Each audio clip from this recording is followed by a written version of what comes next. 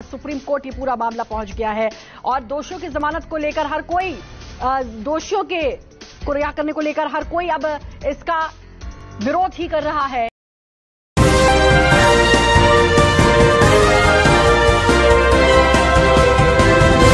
आदाब, नमस्कार, अस्सलाम वालेकुम नाज़रीन। पल पल न्यूज के न्यूज रूम से मैं हूं आपके साथ नदीम अकरम।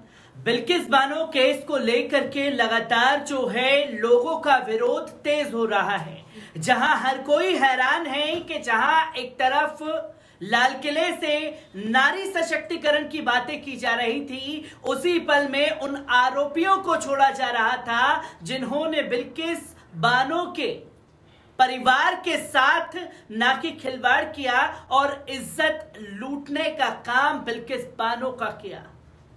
जो पूरा देश इस गुस्से में था तो उस वक्त उन आरोपियों को मिठाई खिलाई जा रही थी, फूल मालाएं पहना करके, तिलक लगा करके उनका स्वागत किया जा रहा था, जिस पर तमाम देश, तमाम राजनीतिक पार्टियों के लोग बुरी तरीके से भड़कते हुए दिखाई दिए और गुजरात की बीजेपी सरकार से जो माफीनामा करके उन्हें रिहा किया गया उस पर सवाल किया जाने लगा।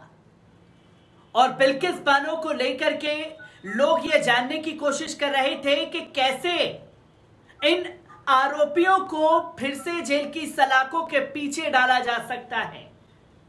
जहां तमाम वकीलों से मैंने बात करके ये जानने की, समझने की कोशिश की कि क्या कदम उठाया जाए जिसके चलते ये रिहाई रद्द होगी, तो तमाम वकीलों ने एक ही बात कही कि बिल्किस बानो को इस रिहाई को लेकर के सुप्रीम कोर्ट जाना पड़ेगा। तो बिल्किस बानो सुप्रीम कोर्ट पहुंच गई है और सुप्रीम कोर्ट में यह अर्जी भी दाखिल कर ली गई है।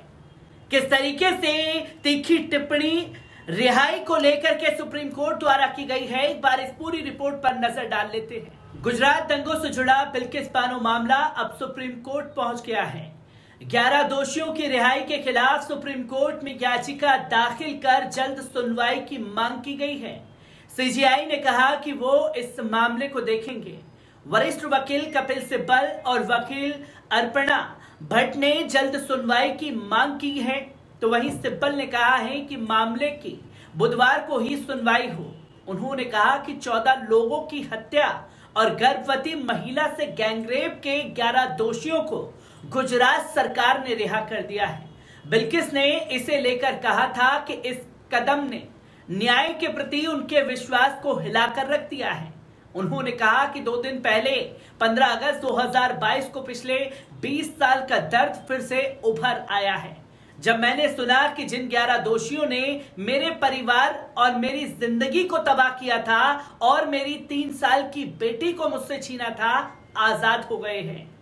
बिल्किस ने कहा, मेरे पास कहने के लिए शब्द नहीं है, मैं स्तब्ध हूं। मैं केवल यही कह सकती हूं कि किसी महिला के लिए न्याय आखिर इस तरह कैसे खत्म हो सकता है। मैंने अपने देश के सर्वोच्च कोर्ट पर भरोसा किया, मैंने सिस्टम पर भरोसा किया और मैं धीरे धीरे इस बड़े आघात के साथ जीने की आदत डाल ही रही थी। तो उन्होंने कहा कि इन दोषियों की रिहाई ने मेरे जीवन की शांति छीन ली है और न्याय के प्रति मेरे विश्वास को हिला डाला है। मेरा गम और डगमगाता भरोसा केवल मेरे लिए नहीं है, बल्कि हर उस महिला के लिए है जो अदालतों में न्याय के लिए संघर्ष कर रही है। इस महिला ने कहा कि इतना बड़ा और अन्यायपूर्ण फैसला लेने के पहले किसी ने भी मेरी सुरक्षा और भले के बारे में नहीं सोचा। मैं गुजरात सरकार से अपील करती हूं कि फैसले को वापस ले, बिना किसी भय और शांति से मेरे जीने का अधिकार वापस दे। उन्होंने कहा कि सरकार के इस फैसले को सुनकर उन्हें लकवा सा मार गया है। उन्होंने कहा, मेरे पास शब्द नहीं है, मैं अभी भी होश में नहीं हूं। दोषियों की रिहाई से मेरी शांति भंग हो गई है और न्याय पर से मेरा भरोसा उठ गया है।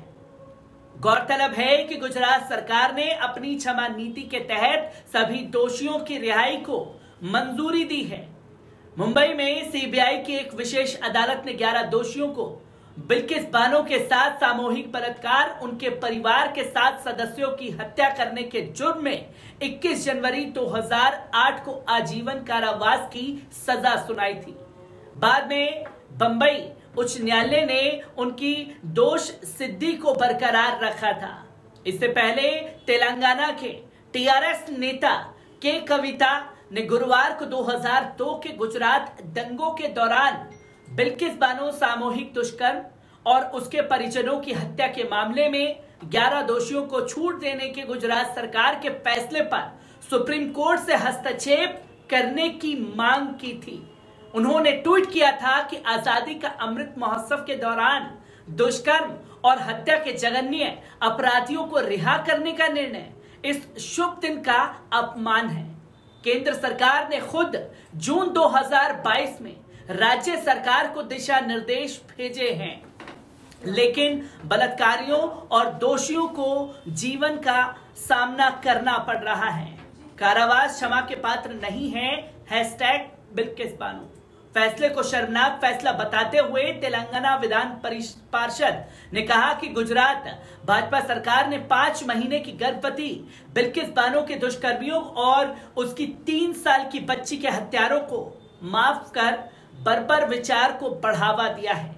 कानून और न्याय की भावना के खिलाफ है और पूरी तरह से मानवता के खिलाफ है। उन्होंने कहा कि एक महिला के रूप में मैं बिल्किस बानो के दर्द और डर को महसूस कर सकती हूं। जिस तरह से उन दुष्कर्मियों और हत्यारों का समाज द्वारा सम्मान किया गया था जब वे जेल से बाहर आए थे, सभ्य समाज के मुंह पर एक तमाचा है।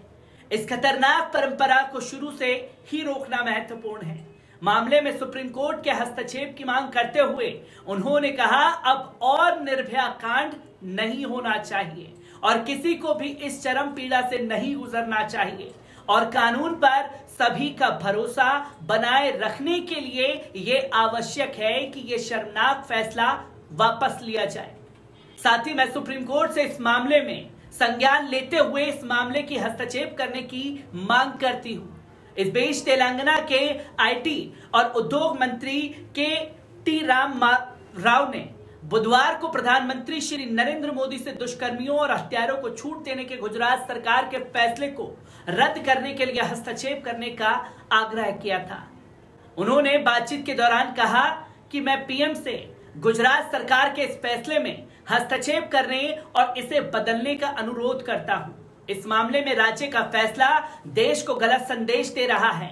मैं प्रधानमंत्री से अनुरोध करता हूं कि इस प्रकार के मामलों के संबंध में कानून और व्यवस्था पर पुनर्विचार करें। राव ने कहा कि हमारे पीएम ने लाल किला से महिलाओं की सुरक्षा के बारे में जो कहा उससे मैं सहमत हूं, लेकिन बाद में स्वतंत्रता दिवस की शाम को जब 11 दोषियों को छूट देने का फैसला आया तो हमने उनकी बातों और कार्यों में एक विपरीतता देखी। उन्होंने कहा कि हाल ही में हैदराबाद में एक दुष्कर्म हुआ था। दुष्कर्म के अपराधी नाबालिग थे और यदि कोई व्यक्ति दुष्कर्म जितना बड़ा अपराध करने में सक्षम है तो उस पर एक वयस्क के रूप में मुकदमा चलाया जाना चाहिए। दुर्भाग्य से आज भारतीय दंड संहिता में जब यौन उत्पीड़न की बात आती है तो ये बहुत मजबूत नहीं है। गौरतलब है कि बिल्किस बानो सामूहिक दुष्कर्म के मामले के सभी 11 आजीवन दोषियों को 2018 में उम्र कैद की सजा सुनाई गई थी। गुजरात में प्रचलित छूट नीति के अनुसार उन लोगों को रिहा कर दिया गया था जिसका मामला सुप्रीम कोर्ट पहुंचा और कपिल सिब्बल ने साफ तौर पर कोर्ट से यह कहा कि इसका फैसला बुधवार को होना चाहिए। तो सुप्रीम कोर्ट ने भी साफ तौर पर कहा कि कुछ समय दीजिए, समय के आधार पर ही हम इस पर अपना फैसला सुनाएंगे। सुप्रीम कोर्ट से आ रही हर एक तस्वीर को आप लोगों के साथ रूबरू कराता रहूंगा। दीजिए इजाजत, शुक्रिया।